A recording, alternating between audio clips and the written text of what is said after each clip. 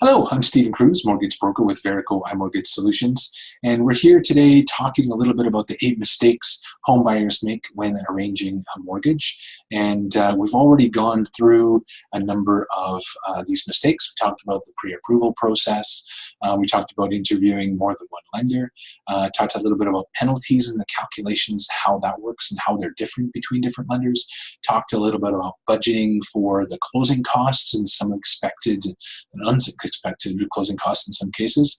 Talked a little bit about the setting up new debt and not setting up new debt before you move into a new house. Talked about why you shouldn't change jobs before you move into a new house and making sure that happens. And today we're just going to talk a little bit about interest rates.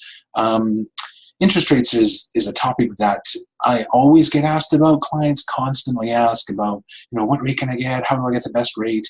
And you know what? We have access to some of the best rates around. We have programs available from all sorts of lenders who really want us to send our clients to them. And so they offer better rates to us than they do to their own clients. And a lot of times it's because of the volumes of clients we send. So we send a lot of clients to one lender, and that lender likes that. And so they want to incent us to send more clients. So they offer us discounted rates. Sometimes there's programs for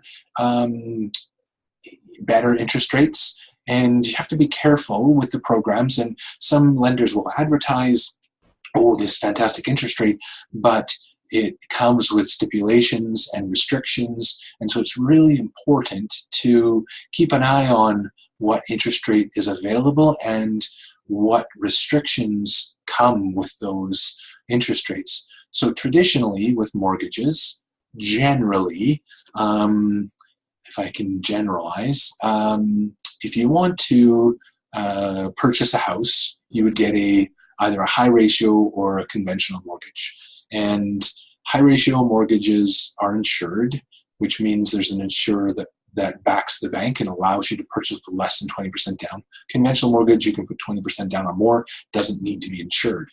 And so with both conventional and insured mortgages, banks will offer prepayment privileges. Some banks offer 15%, some banks offer 20% prepayment, some banks offer 20% prepayment and lump sums, increased payments, so they can do a lump sum payment of 20%, increase your payment by 20%. Some also allow a double up of your payments, and some don't. So if you do 15% lump sums and increase your payments by 15%, you'll typically pay off your mortgage in 6 years if you maximize that. Most people don't. If you do 20% lump sums with increased payment of 20%, typically you pay off your mortgage just under 5 years, so a little faster. But again, most people don't. But these options are available. Sometimes lenders will offer a slightly lower rate by 10 basis points, so that's 0.1%, will be slightly lower, so it'll look like it's a little better, but it limits the restrictions. So some of them say, you can only do 10% down, or some you can do 0% down, or some you can't refinance the house without paying a penalty, or you can't refinance without selling it in some cases. So there's different restrictions just to get a slightly better deal. Some of them have just a fixed penalty, so you get a slightly better deal, but then they have a fixed penalty, so 3% of the mortgage balance. So it's really important to know the different restrictions before you just look at the interest rate. It's not necessarily like comparing apples to apples. Sometimes you're comparing two very different things because of the different programs available. This also, talking about the high ratio and conventional mortgages, as of January of 2018, the government introduced some legislation where there was a means test for all mortgages, both conventional and high ratio mortgages. And with that new means test, there was also some additional risk that was shifted over to the banks and lending institutions in general. And with that additional risk now, if the mortgage is not insured, the interest rate is typically a little bit higher than if the mortgage is insured. So Sometimes it compensates. It works out to be almost equal. And what I mean by that is if you put 20% down and had the mortgage insured, the interest rate difference between the insured with 20% down and the not insured with 20% down is almost equal over a 5-year term. So it sort of evens out for the borrower. But as a borrower, it feels weird that the interest rate when you have more money down is higher than if you have less down.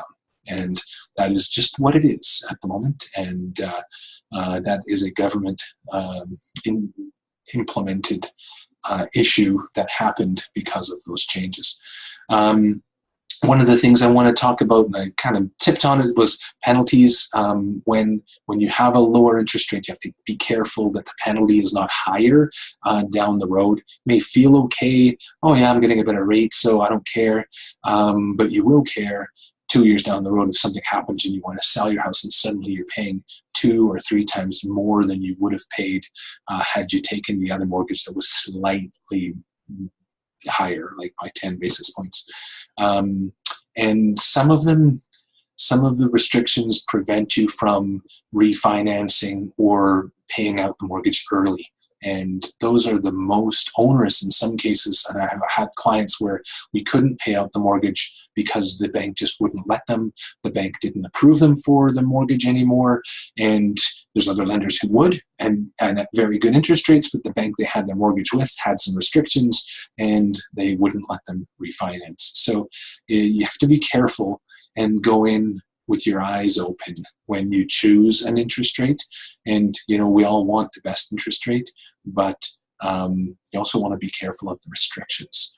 So this is the 7th tip in our video series. I hope you're enjoying the series, and there is one more tip left, and come on back tomorrow for that, and we'll talk to you soon. Stephen Cruz with Verico iMortgage Solutions. I'm a mortgage broker at mymortgagebroker.com. If you have any questions for me, if you enjoyed the series, please comment and like it.